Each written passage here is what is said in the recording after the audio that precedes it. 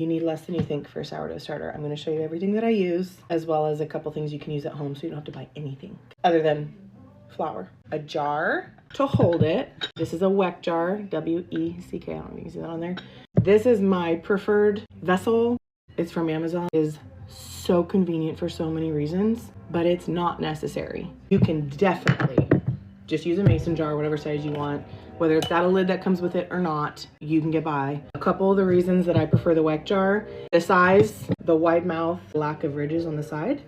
A small mouth, you'll find it can be annoying to dump flour in there without getting it everywhere, unless you want to use this a funnel every time. Also, when the starter gets into these ridges, it can be a real bitch to clean.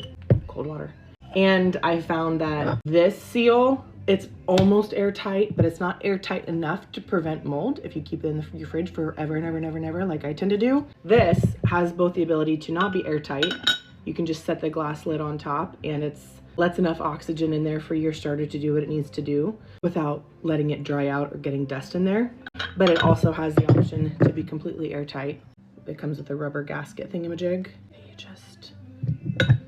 It comes with these clips, and voila. You could get one like this also. This is just my citric acid for my laundry. It's just really annoying because sourdough starter get in there and this is the 1 liter because this is the size sourdough starter that I like to keep on hand. This one's, I think, 850 milliliters, something like that.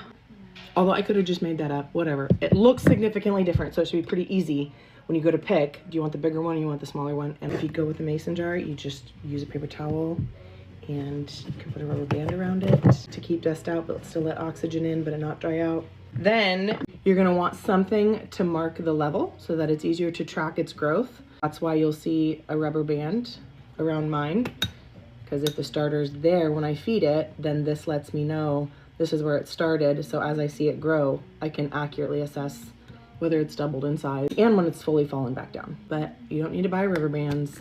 You could just use a scrunchie if you want. Use a marker. You can use, I don't know, the ring of the condom. I really don't care. Then the next thing you'll need is what the shit you need to make the starter.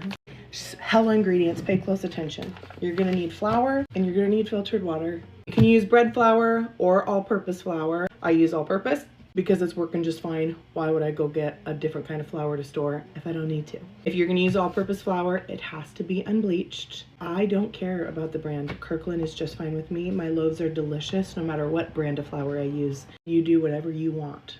If you want to go down a rabbit hole of what flours are better, more power to you. It's not me. And you will need something to stir it with, which the rule is you're not supposed to use metal with sourdough. I'm not going to explain to you why, because if we're being honest, I don't fully understand why. And every time I've used metal, it's been just fine.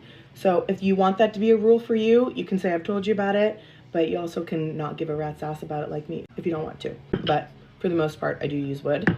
And I love my wooden dowels. I just got them from Amazon. Everything you see in this video is, of course, linked in my storefront, and that's in my profile in my link tree. I like these wooden dowels for the edges. It makes scraping down the side really, really easy, and I just appreciate slightly sharper edge. It's a nice experience, but you can just use the bottom of a wooden spoon that doesn't have a hole in it.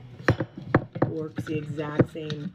It's only slightly less convenient. I didn't buy any of this stuff until I was sure I was really enjoying my sourdough process, and then I got all these things. And that's it. That is all you need. All you need. And time.